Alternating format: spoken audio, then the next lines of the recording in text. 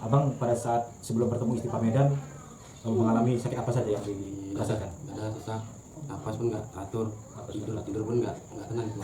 Udah berapa lama bang? Udah setahun lebih. Setahun lebih ya. Yang sudah abang kunjungi tempat berobat di mana saja? Udah banyak lah bang. Udah banyak. Udah banyak. Medis. Ke orang pintar juga, tapi nggak ada efeknya. Itu udah berapa tahun? Udah hampir 2 tahun tuh. Hampir 2 tahun. 2 tahun. Setelah abang berobat itu di Istipa Medan ini, apa hikmah yang abang dapatkan lah setelah abang sembuh? Memang banyak orang pelajaran bang. Ya kita sama orang yang sombong, nggak usah kita terlalu di emosi marah-marah. Udah berkurang, yang emosi itu udah berkurang bang. Alhamdulillah.